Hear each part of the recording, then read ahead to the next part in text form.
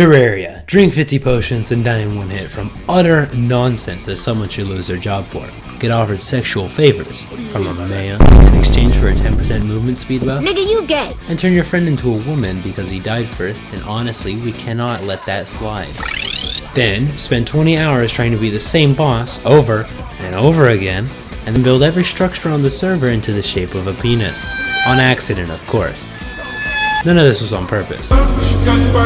And finally, add some context.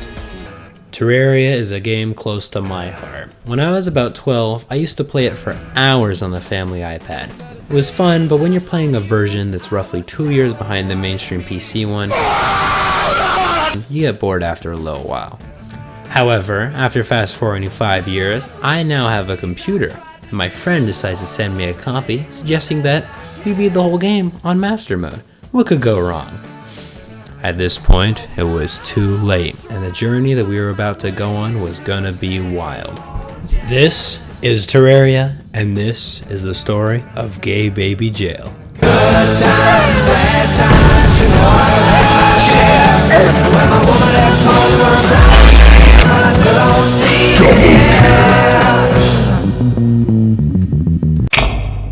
We begin by pressing random on the character creation screen until we get a gender studies graduate that we like the look of, and we name our character Joturo Kujo. This is both a subtle nod to the fact that I will be playing Summoner throughout our journey, you know, the class that summons magical creatures to defeat its enemies, like in the anime. I know, pretty clever, eh? But it's also a cloaked reference to my sexuality. And bang, we're in. First to join is the man himself, the instigator of all this madness.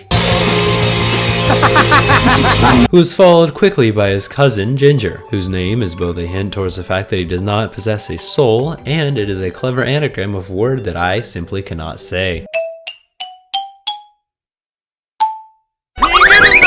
While these two ramble on to the left and right of our world, I begin to create our house. When you build in Terraria, various colorful characters are certain to show up, and either grant immensely powerful gear, or scam you out of all your money, or even both sometimes. For now, we'll be starting with a simple British apartment, but rest assured we'll be upgrading it later. Just as I finished, night falls. At lower difficulty levels, this is a problem, a nuisance even. But in Master Mode, it's a disaster. It's a hard knock life for us. It's a hard knock life for us. Oh, hi.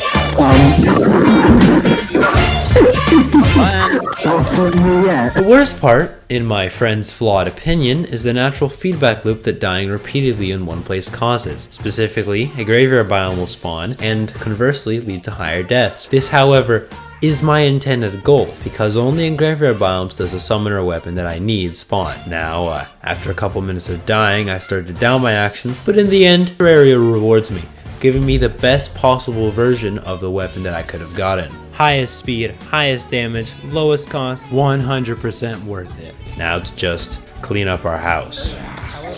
Now armed with this ghost, I dive deep underground, on the hunt for any unattended copper, gold, or lead that I can find. Life crystals to prevent every interaction with an enemy from turning into a Shawshank broom rape. Yikes, you write that?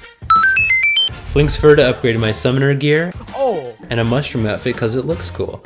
Also on the shopping list are a couple of stingers and vines, which, combined together, create one of the new items into Terraria Journey's End update, whips. Before Journey's End, Summoner was one of the more passive classes in the game, as you would just stand there, dodge attacks, and allow your summons to do all the work for you. The addition of whips makes Summoner a much more active class, forcing you to get up close to your enemies if you want to hit them with your whip, which will in turn reward you with higher damage and your summons actually focusing what you want them to focus. Personally, I quite like this change, as it actually encouraged me to play Summoner for the first time, well, ever. Before we move on though, I must point out, you use whips to order around your seemingly, unpaid, indentured servants.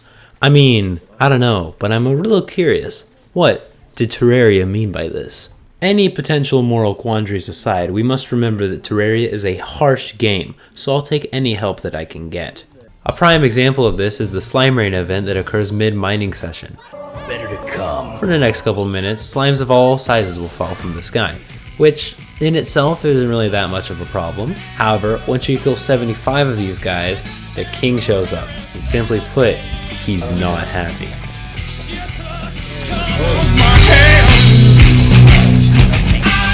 That is just why I was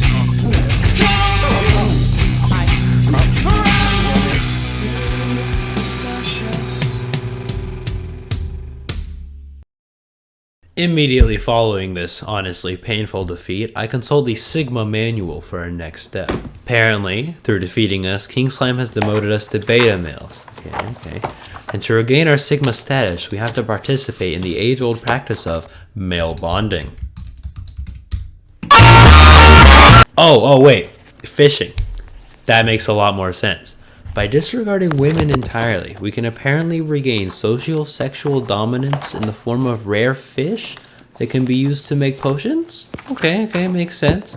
Through this advice, we make our way to the left ocean and begin to fish, catching pickaxes, crates, and other amazing...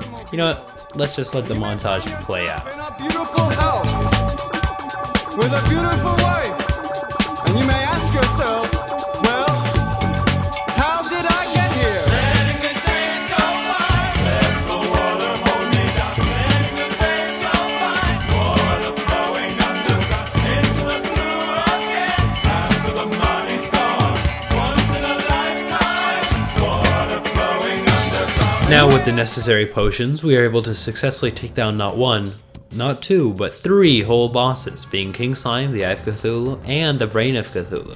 Speaking of which, did you know that Master Mode bumps boss health up a bit? For a boss like the aforementioned Brain of Cthulhu, this isn't so bad. 1000 health gets bumped up to 5000, and the only real challenge is the illusionary, they're magical, the magic copies that the brain produces, that only the dumbest would fall for.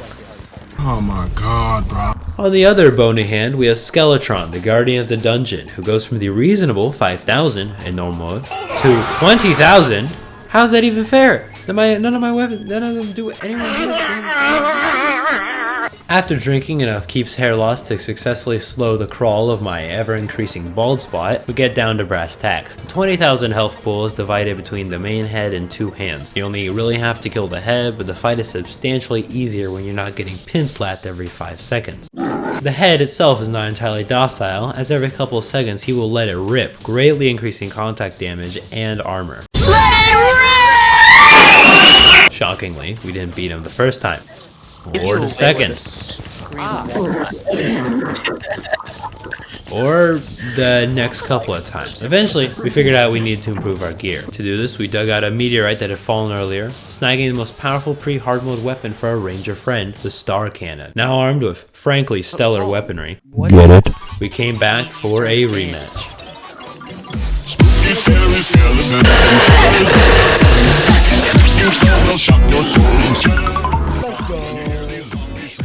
With him out of the way, we can now venture into the dungeon and upgrade all of our gear. Or kill each other on accident.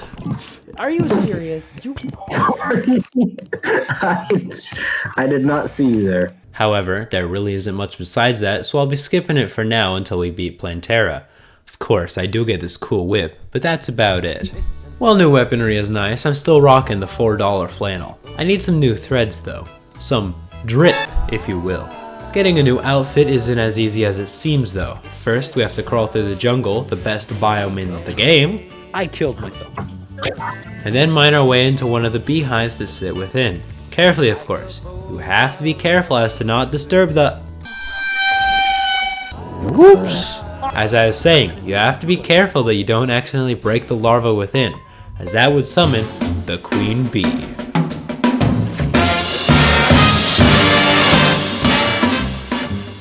When you rattle the hornet's nest, you better be ready. For this fight, you'll first need to dodge up and down, avoiding the rhythmic charge attack, bob and weave to avoid the stingers, and be ready to wail on her when she stands still. One of the cooler parts of this fight is that you can actually use the Shield of Cthulhu, the dash enabling equipment that drops from the eye we fought earlier, to consistently dodge her attacks, just like, one sec. Hey, there we go, look at that. I am so good at this game. So good even that I managed to clutch up the fight when both of my compatriots died. On our second attempt. Nailed it. After grinding this fight a couple more times, I finally got enough beeswax to make my first full summoner set. Looking good. That's what you would Now, flip us armed for. with that and a shadow key that I didn't mention earlier when I went over the dungeon so that this bit would flow more freely, we get ready to roll. or more accurately, dig. Immediately, we began work on our elevator, an almost vertical hole that gives us the express route directly to the Great Lake of Fire itself. Relogic did quite a good job working from the source material here, because every second here is certainly tantamount to eternal damnation. They will throw them into the blazing furnace, where there will be weeping and gnashing of teeth. What did Jesus mean by this? I think I've got an idea now. Speaking of interesting symbolism, this is where I decide to exercise my building prowess and build the Goblin Tinkerer a fitting house. First, consider that goblins are typically long-nosed, and that this NPC spends the majority of his time scamming us out of massive amounts of cash. What did Terraria mean by this? There. Perfect. With that out of the way, and a quick looting of all the shadow chests in our world, we get ready to take on the Wall of Flesh. First, we set up a long row of platforms to serve as a bridge to stop us from falling into lava. Then we brew some potions, and finally we cast the guide voodoo doll into the lava. This will kill our guide in immense agony and summon the last pre-hard mode boss.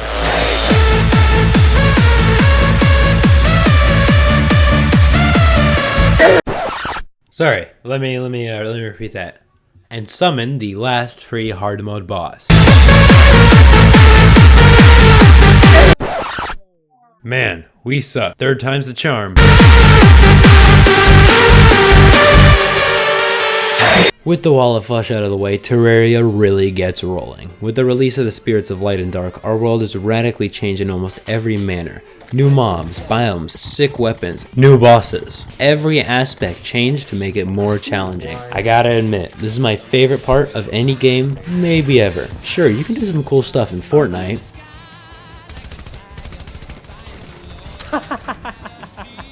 And pulling off a trick stab feels great. But that doesn't even hold a candle to early hard mode. There's just so much stuff to do. Dive into a spider's nest and reinvigorate my arachnophobia to make a new summoner set? Of course. Higher defense, more minions. Ugh, so good. Revoke Ginger's penis privileges because he died first? Of course. You know, I was actually thinking of making my character a female at the beginning anyways, so like... Co-parter. Hit women? No matter what you do here, you are having a good time. And I think after playing this game for upwards of 8 years on and off, I finally figured it out. Terraria excels at not making you angry. Not angry at the game, that is. I understand how I'm to blame. What I mean is that whenever you die, it's always your fault. Almost every attack in this game is telegraphed, so when you die, you just weren't paying enough attention. And when the attacks are not telegraphed, you can easily avoid them by moving systematically. For example, when grinding for ice cores so that I can get a new whip, the Ice Golem's attack can be avoided by flying left and right over and over again. But if you go to the Hollow and take on Queen Slime, this strategy doesn't exactly carry over.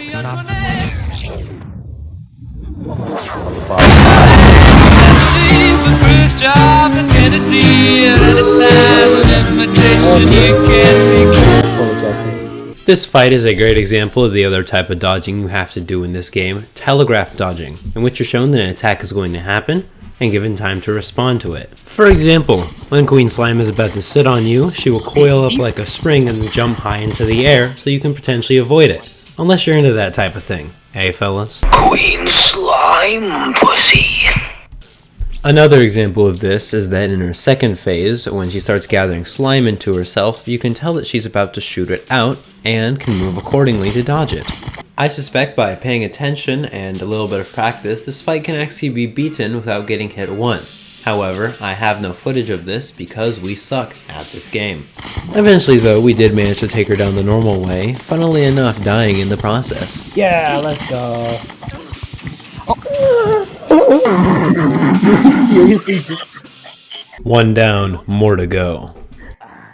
Next up on our hit list are the 3 mechanical bosses, all powered up sequels to pre-hard mode bosses that we beat earlier. Yes.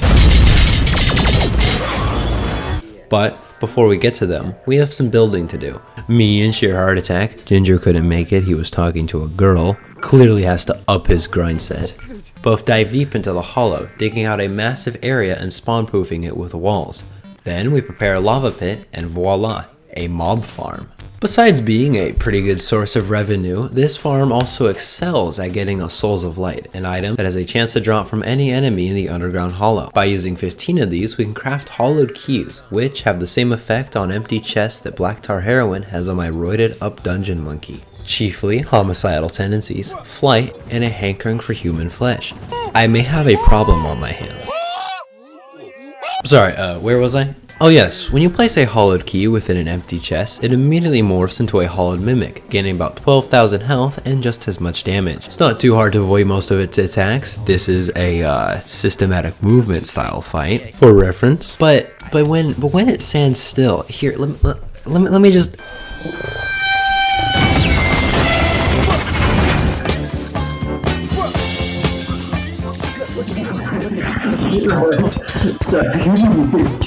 All he has to do is not shoot it when it's standing still, and it won't reflect. Eventually, through a little bit of practice and immense self-control on behalf of our ranger, we managed to take one down, getting us the Daedalus Stormbow. Yeah! Which is the most effective weapon to use when fighting the Destroyer. At first glance, pretty tough fight. 300,000 health, massive body, probes that detach when you deal too much damage, and it shoots lasers every couple seconds. However, when you look closer, you notice the platform that we made allows us to avoid virtually all of these attacks, and that the Stormbow can pass through platforms, making this a relatively easy fight. Now that I think on it, the twins, which are buffed versions of the Eye of Cthulhu, weren't that hard either. One shoots lasers, the other shoots fire, and both of them vastly up their attack rate in their second phase. But really, it wasn't that hard. I mean, besides me throwing and all, but we kind of took him down first try too. Same deal with Skeletron Prime actually. Skeletron, now have twice the hands for twice the pimpage. Cock and ball torture. Torture of the male genitals. This may involve genital spank, ball busting, genital flogging. But, owing to the fact that I am simply the best Terraria player of all time, I managed to clutch this fight up first try. Yes! Let's go, bro. Honestly, I was pretty surprised that we beat the mechanical bosses first try. Didn't really expect them to be that easy. But with them out of the way, we now have access to new gear, new souls, and of course... oh.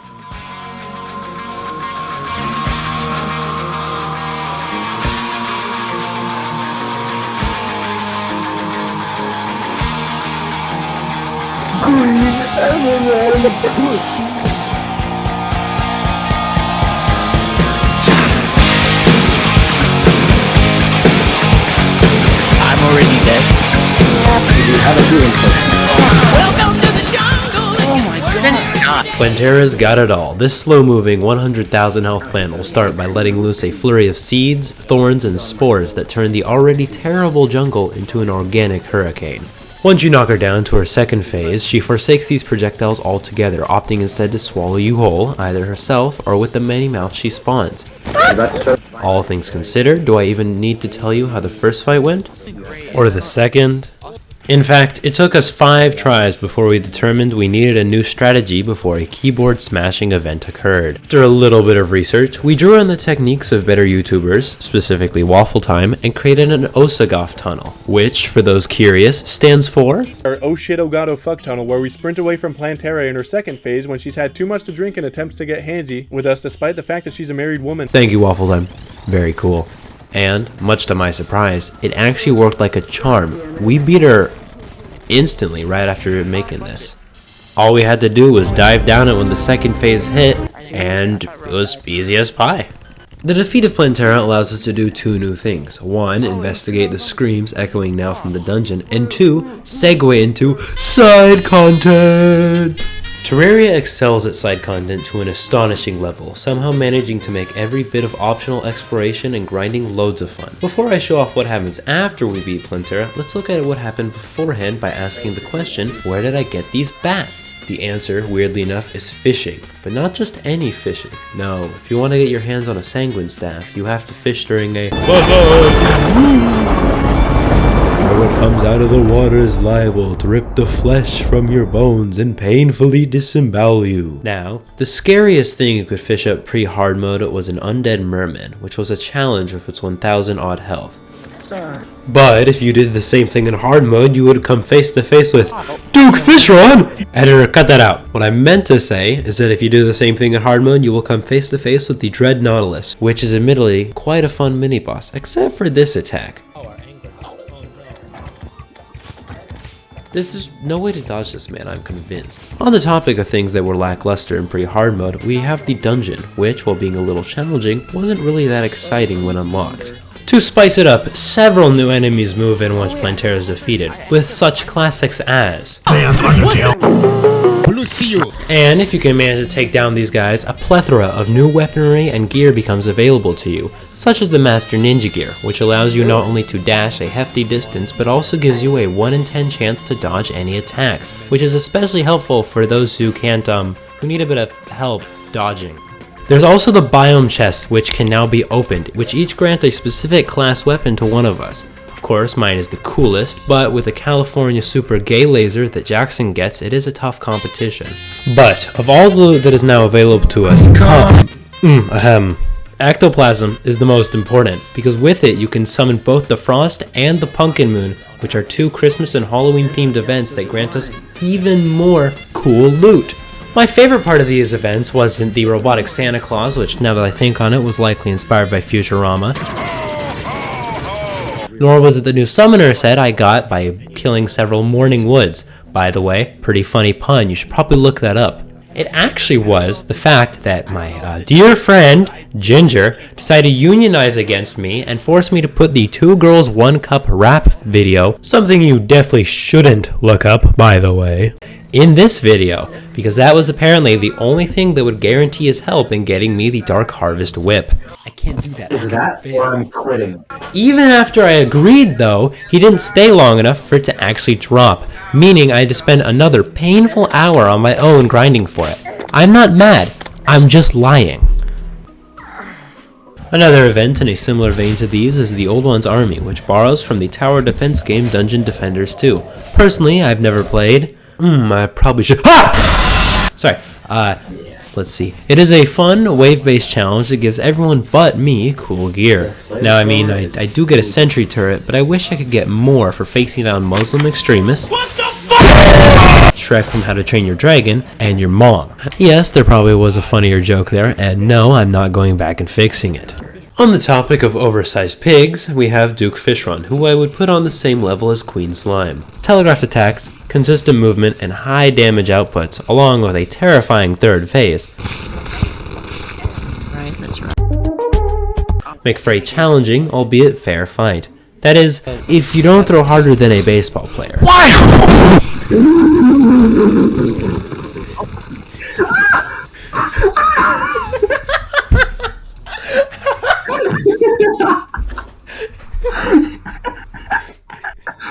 Just that noise you made. If you hadn't made that noise, we probably would have beaten him by now. When you cut away bosses, progression, building, and everything else, it's just 3 guys having fun. And honestly, we got up to a lot of wild stuff. I want to see a pay-per-view fight of Allah and Big Chungus. That war moment, your mom's dick is bigger than yours. He then proceeds to say, only a spoonful. Mommy says I'm pregnant now, so we can't hang out. Sigma.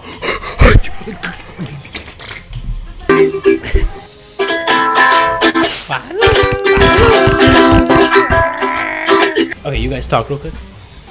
Penis, I'm penis, here. penis, penis, penis, penis, penis, penis. AC. I'm gonna go to bed, guys. Sigma male grindset, man. Pee on your enemies.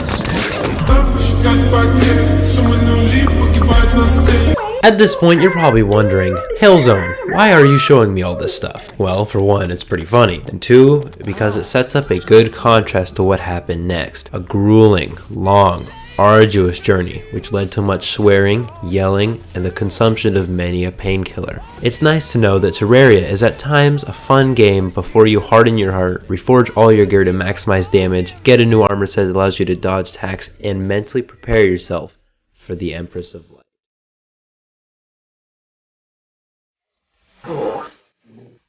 Should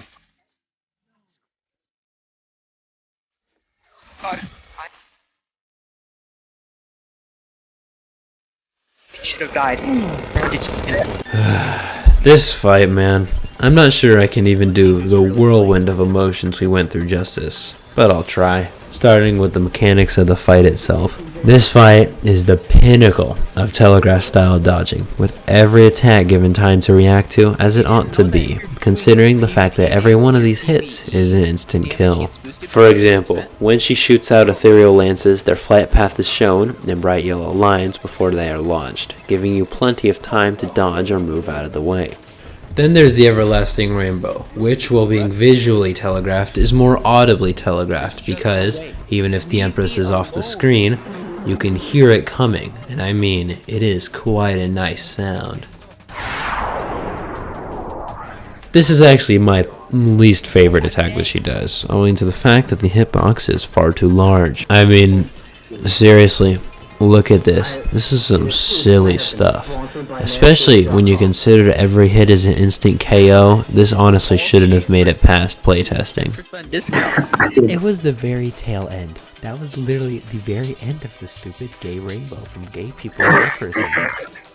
There's also the prismatic bolts that will hover around her for a second and then dive down at you. Now, all of these attacks, including the Sundance that I haven't mentioned, can be effectively dodged, not unlike the Queen Slime fight. You can move between the petals for Sundance, doing a fishhook for prismatic bolts, you can weave between the everlasting rainbows, and you can slide out of the way of ethereal lances and her charge attack. Combined with learning these attack patterns, we also have the earlier mentioned Master Ninja Gear and Brain of Confusion, both of which give us a chance to dodge any attack that we failed to avoid. And by learning these attack patterns and practicing, we eventually managed to die.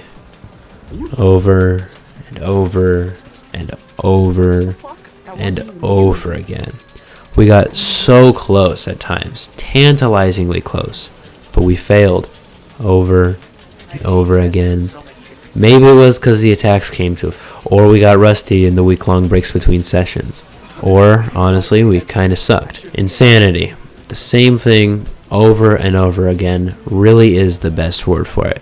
I have 7 whole gigabytes of footage with the same story. Summon, dodge for a minute or two, slip up, screw up, miss a cue, and die. At times, we considered quitting, throwing in the towel, coming back later once we beat the game. We tried everything, constructing an artificial corruption biome in order to get a new potion, grinding the old one's army for a new mage weapon, anything that we could think of. We even tried fighting her with PvP turned on. Not really sure why, but it didn't work. And man, it seemed pretty bad for a bit there. But we didn't quit. We are real Sigmas, and if that means hitting a woman for a cumulative 10 hours, then so be it. And finally, nearing the end of the rope, it happened!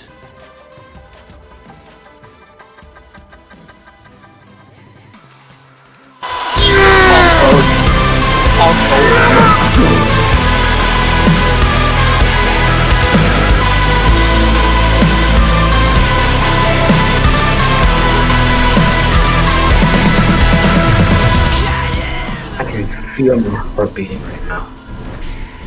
And now, it was time to roll. Earlier, we had dived into the jungle and broke into the jungle temple, with our sights on the Lizardian idol, Golem. Now, trekking through this temple wasn't the easiest, especially with Ginger actively sabotaging our progress. Lizard altar, which if I Jackson, get off the ground. Don't move. Are you for real? Are you? Jackson.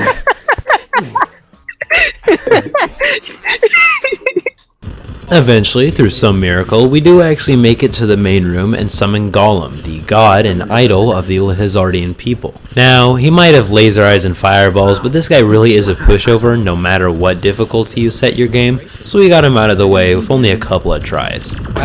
Yeah, let's go. Next on our hit list was a group of Muslim extremists. To avoid a fatwa being issued upon me, I will be abstaining from making that joke. However, there are now a couple cultists outside of our dungeon, and by killing them, we summon the lunatic cultist, who serves as the penultimate boss of the game. Now, while it is challenging to dodge all his varied attacks and minions, the hardest challenge is one of self-control, chiefly the control to not shoot one of the ritualistic illusions of himself that he summons, as that would cause a permanent copy of him to spawn. And, much to our dismay, there didn't seem to be a limit to the number of copies that could appear, or a point that Ginger could control himself. Understand how I'm to blame. It's cause you're just that fortunate. But we got him. Eventually. Ushering in the endgame. Suddenly, 4 interstellar pillars appear on our world, channeling the primordial power of the nebula, the scorching heat of the stars, the cross-dimensional tearing of whatever the vortex is, and the ancient history of the stardust. Now, I would make a funny joke about BDSM, explaining how each letter could be tied to one of these pillars, but in all honesty, every one of these is masochism. For example, the solar pillar has a fun gimmick where you are punished for going even 5 feet above the ground by this enemy called a crawlipede, which will come in, kill you instantly, and pretend like nothing happened. Or you could go to the Vortex Pillar, in which every single attack causes you to get this weird gravity debuff that makes your character very hard to control.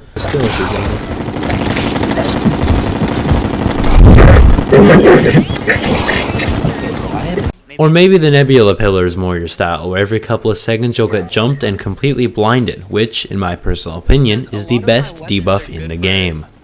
Luckily, the Stardust Pillar, the one I normally would need to kill to get my endgame gear, didn't really have many gimmicks, just a lot of enemies. However, I had already gotten my endgame gear owing to the fact that our ranger can actually play the game, so it was just kind of a nuisance. To beat this event, you are required to kill a total of 600 enemies, 150 for each pillar. We managed to do this, and for our troubles, we gained Nebula, Stardust, Solar, and Vortex Fragments, which my companions used to make a pretty sick gun, and what I do believe might be a reference to the Infinity Gauntlet. The toppling of each pillar not only rewards us with cool new gear, but also attracts the attention of a being far greater. First, our minds go numb, as if they weren't already.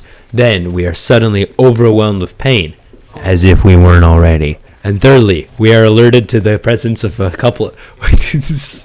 And thirdly, we are alerted to the presence of several feds and skinwalkers among them. And finally, impending doom approaches. The world grows dark as we rush to our arena. Time and space bend to make way for the cosmic lord of this world, the progenitor of all evil unleashed upon this planet. It was now time to fight the Moon Lord. King Slime, Skeletron, Queen Bee, Wall of Flesh, Queen Slime, Plantera, Empress of Light, and finally,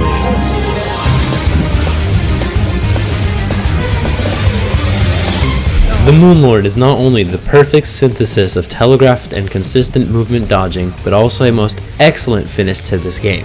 500,000 health is split up between 3 eyes and a large squiddy heart. The eyes on his hands constantly blink open and close, becoming invincible when they do so, and when open, they alternate between spawning phantasmal spears that charge at the player after a short delay, and ghostly seeking missiles that explode on contact. The third eye is quite different and is the most based, as it stays close for the majority of fight, opens and shoots a death ray, refuses to elaborate, and leaves. Luckily, each eye can be knocked out of their sockets, allowing them to fly freely around him. I put luckily in scare quotes in this script, as once they are free they become much more of a problem, directing their phantasmal orbs with much more accuracy and developing their own mini death ray. This is the point that his core opens, allowing us to begin the final phase of his fight, running along our arena, diving out of the way of his attacks, teleporting past his lasers. He goes down 50,000, 30,000, 10,000. I go down 400, 200, 17 health, and then somebody potion up.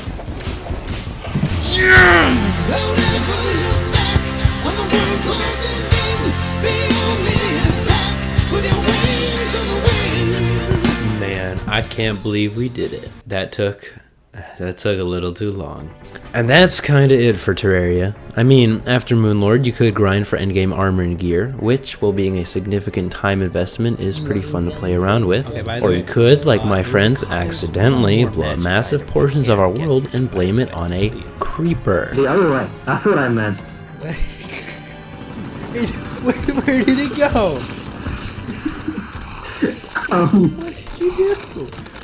Weird. He must have been a creeper. My game is lagging so hard because of the amount. Anyway, this kind of thing happens. Really? On the other hand, you could purposely blow up a massive portion of the world using the Celebration Mark II, which is honestly pretty cathartic until your game crashes. Okay. But in all honesty, once you beat Moonlord, that's about it for Terraria. And you know what? That's okay. All good things must come to an end, and Terraria is truly a great thing. This game was a staple of my childhood, and coming back to it was an excellent chance to see that my rose-tinted view of it wasn't that far off. I don't really have a score, as that would seem kinda arbitrary honestly, but you know what? Go play this game. Grab some friends, have some fun, maybe get some painkillers if you're in master mode, and have at it. Hillzone Spy Main signing off. Oh, wait, sorry. One more thing. Star Yeah, Platinum. go ahead, Sean. The world!